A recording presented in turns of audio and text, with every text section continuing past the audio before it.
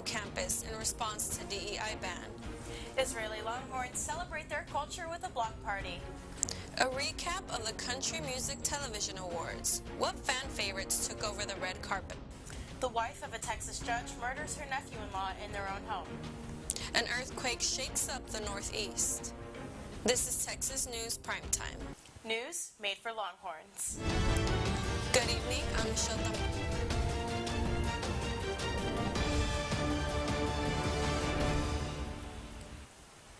Good evening, I'm Michelle Tamayo. And I'm Paisley Porter. Thank you for joining us tonight.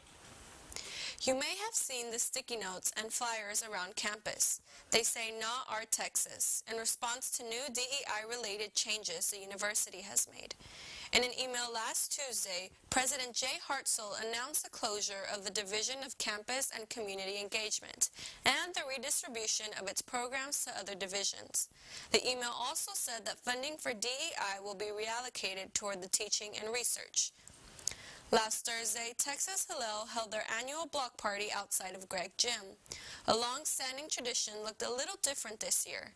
Student leaders set chairs up with faces of the 134 people still being held hostage by Hamas. Additionally, there was a showcasing of Israeli food, music, and open conversations at their Ask Me Anything booth.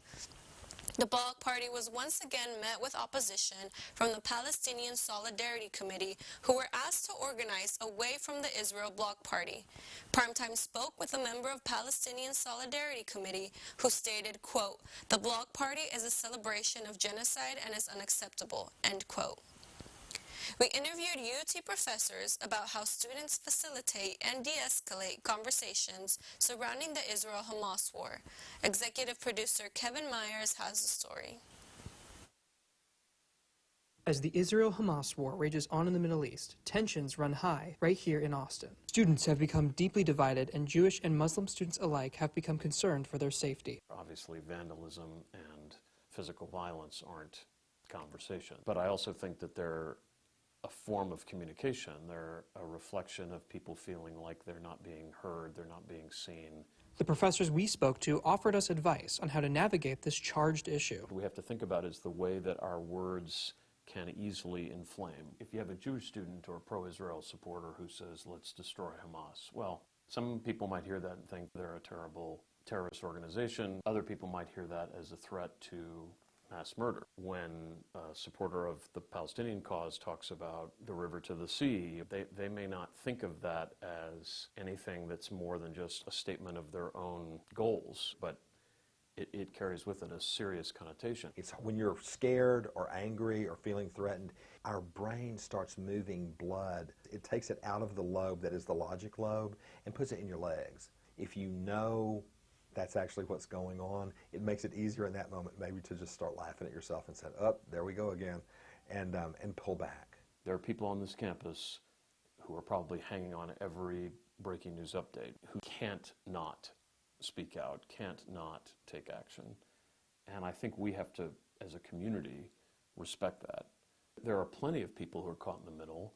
They themselves may have sympathies with both peoples, and that needs to be respected too. Lead with curiosity, lead with empathy. The faculty we spoke to also provided tips on how to find quality sources about the conflict and the history. You can't read a headline or see a tweet and know the story. Let me check maybe 2 other sources that might have some information and see if this holds up. One hack these days that you might do is go online and type in Middle Eastern Studies syllabus and hit click. Look at the reading list that a professor at Columbia or Stanford or Vanderbilt is offering his class, and that might be a good place to start. The Anti-Defamation League and the Council on American Islamic Relations also provide resources on anti-Semitism and Islamophobia, respectively.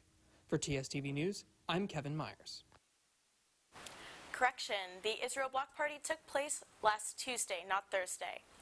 The CMT Music Awards and festivities were here in Austin over the weekend.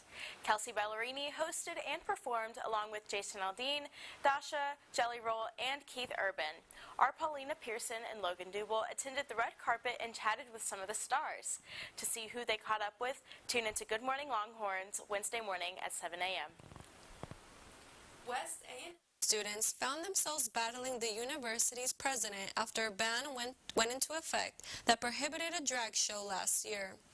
The students sued, claiming their First Amendment rights were being violated, but a Texas federal district court would not provide students with relief from the ban, according to the Texas Tribune.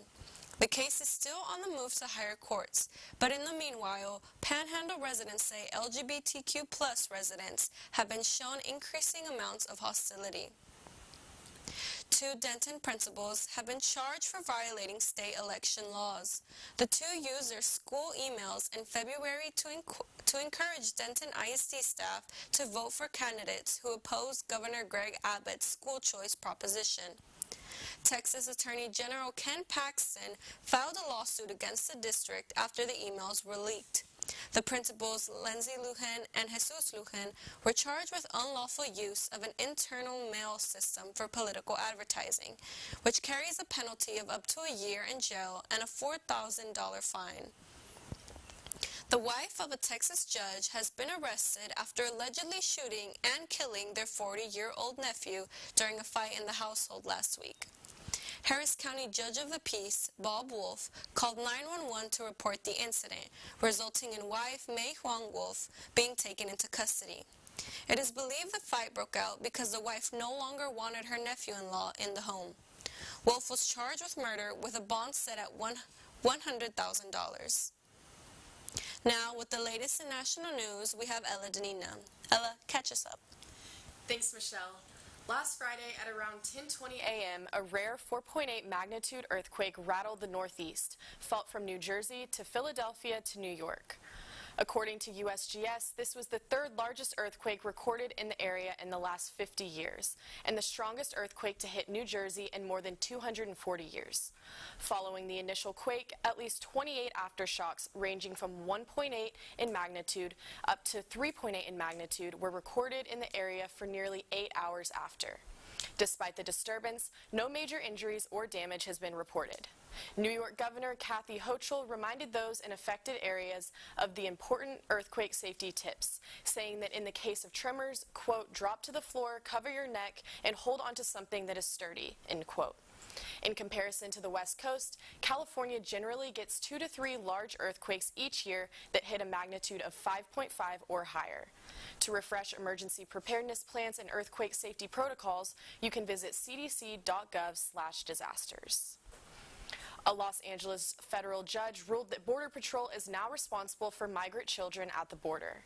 Migrants seeking asylum often gather at makeshift camps along the California border.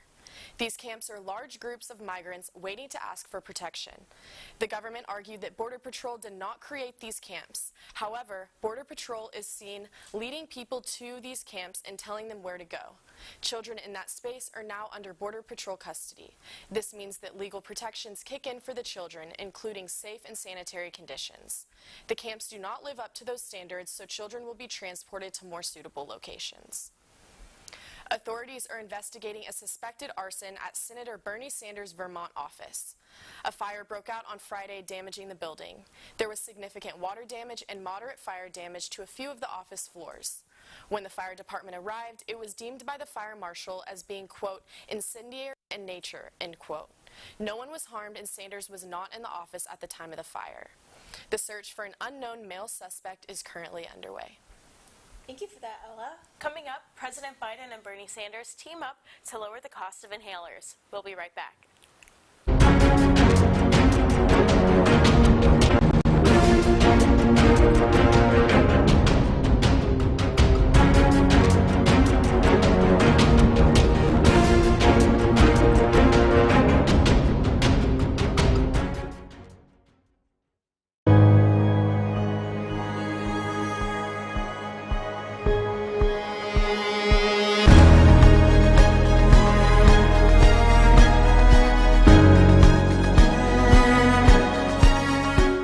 13 of the 48 club sports offered by the university now require students to submit proof of sex assigned at birth. I know deep down they would probably want to stay with the university. No way in hell anybody's going to tell my daughters what to do with their bodies. This state is one of the worst in child education. We can't take it anymore, seeing those scenes. Going to Hillel on Friday night, all my family members kept texting me not to go. There's a huge housing crisis in Austin. Do you have a plan in place to address this issue? Determined to start your day well? We're up bright and early. From the enriching local stories to the weather forecast later in the day. Rain or shine, at Good Morning Longhorns, we got you covered. Comprised of a studious reporting staff going lengths to get that scoop, and a talented technical team to enhance your screen visually. As a fellow Longhorn, your mornings are better with us. So start your day the Vivo way. Good Morning Longhorns, Wednesdays at 7 a.m. Central Time on TSTV.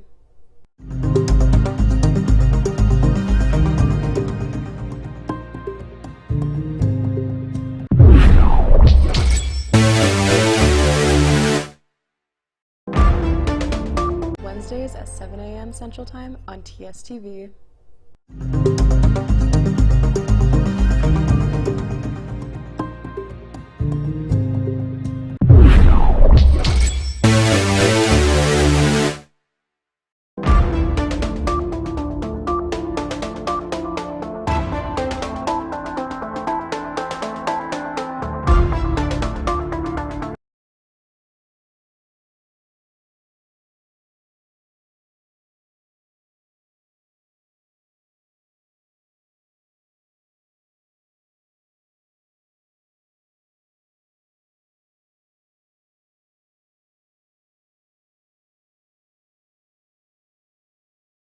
Harm your long-term health. Paisley Porter has the latest. Thanks, Michelle. Last Wednesday, President Joe Biden and Senator Bernie Sanders met at the White House to celebrate their progress. The two have lowered the cost of inhalers and other expenses for Americans with asthma. The pair have been pressuring drug companies throughout the year to cap insulin prices, culminating in 3 of the largest inhaler manufacturers to cap the cost of inhalers for the patients at $35 a month.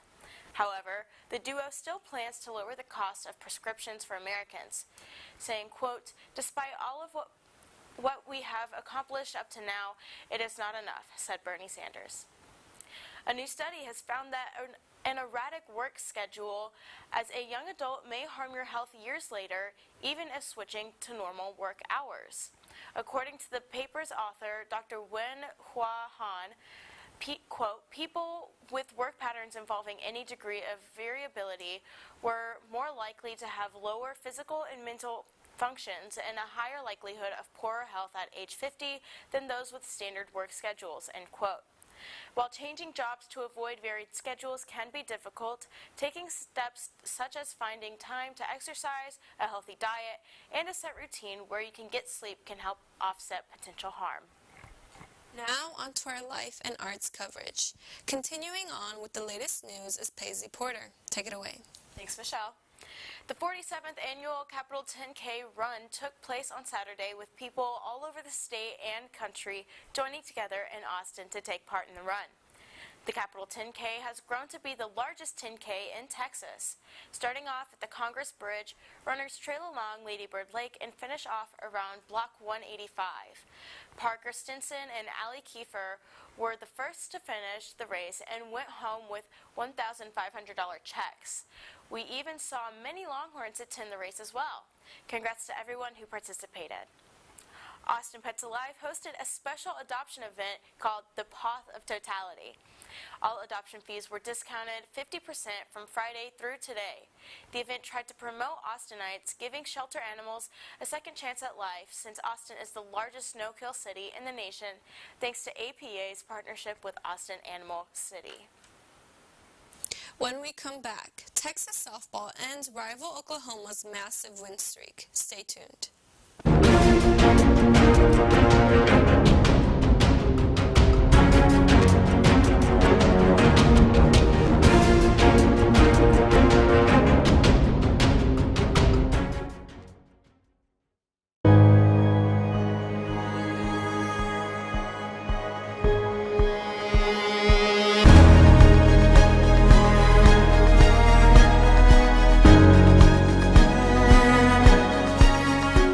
13 of the 48 club sports offered by the university now require students to submit proof of sex assigned at birth. I know deep down they would probably want to stay with the university. No way in hell anybody's going to tell my daughters what to do with their bodies. This state is one of the worst in child education. We can't take it anymore seeing those scenes. Going to Hillel on Friday night, all my family members kept texting me not to go. There's a huge housing crisis in Austin. Do you have a plan in place to address this issue?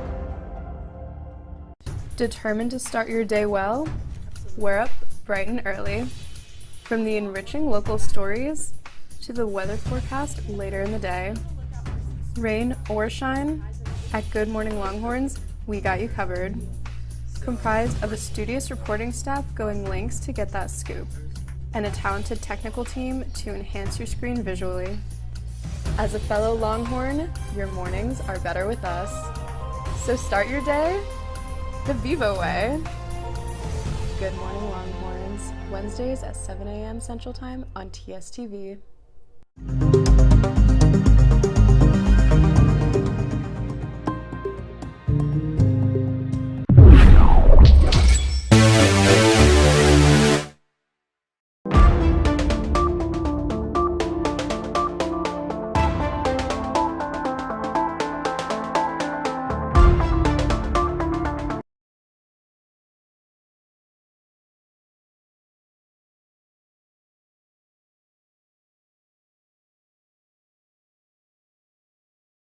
It's always a pleasure to be here. I'm excited to talk some sports tonight.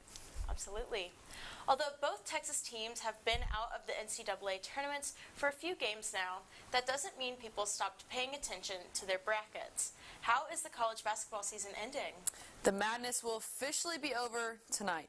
South Carolina beat Iowa 87-75 and took home the women's national championship title yesterday afternoon. Dawn Staley led the Gamecocks to a perfect finish, marking the 10th time an undefeated season has been completed. Just so you know, Texas was the first team to end the season undefeated in 1986. Staley even gave a shout-out to Caitlin Clark after the game to give her thanks for uplifting the sport during her time at Iowa. Clark is set to be the #1 draft pick for the WNBA. And as for the men's tournament, UConn and Purdue just kicked off a little bit ago, and UConn's up 36-30 at halftime. Coming back to the 40 acres, conference play for basketball and softball is in full swing. How's Texas looking? You know, Texas softball is ranked #5 and just finished their home series against #1 OU. Texas won the series and even broke OU's 40-game win streak in conference play. Now let's take a look at the play that did the trick. Mia Duffy quickly readjusts and gets the ball out of her hand to the cutoff, and Reese Atwood does a great job of following the path of the ball, and the runner is out at home at the end of the game. As for Texas baseball, they are currently 7-5 in conference play, and they'll face Texas State this Tuesday and Wednesday after losing their series against BYU. But there's still a lot of season left, so who knows where this will be, or where the team will be come College World Series time. Speaking of baseball, the Round Rock Express has been in the spotlight following the Texas Rangers organization winning the World Series. But that's not even the biggest news out of Round Rock lately. And I'm telling you right now, the Express is going to be the AAA team to watch right now. All minor league players dream for their moment to be called up to the big leagues. Now for Justin Foscue, his dream is a reality. Foscue played in the opening series for the Express, but now he's a Texas Ranger. Rangers third baseman Josh Young suffered a broken wrist after being hit by a pitch, and Foscue had his first debut hit last night. But get this, he was one of 2 hits last night and even drove in a run. Thanks for your insight.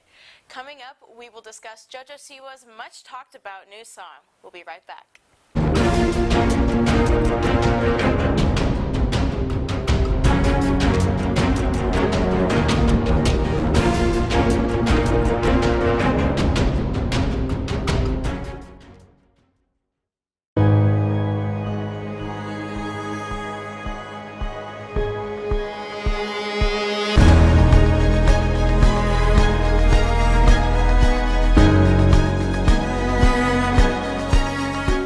Thirteen of the 48 club sports offered by the university now require students to submit proof of sex assigned at birth. I know deep down they would probably want to stay with the university. No way in hell anybody's going to tell my daughters what to do with their bodies. This state is one of the worst in child education. We can't take it anymore seeing those scenes. Going to Hillel on Friday night. Welcome back. Joining us, we have Nicole Vargas to cover the latest entertainment. What's going on, Nicole? Thank you. Former Dance Mom star JoJo Siwa has entered a new bad girl era following the release of her new single Karma, along with a new music video. This rebrand has been the center of many TikToks and has become quite the meme. Nicole, how are you feeling about the song, and have you seen the music video? I have seen the music video. I have to say it was really unexpected for JoJo Siwa, but, you know, I'm loving the rebrand moment. It's giving Miley Cyrus a bit, so good for her. Definitely with the speculation about her authors. That's your Monday briefing. I'm Michelle Tamayo. And I'm Paisley Porter. From all of us here at TSTV News, thank you for watching. Now go out and change your world.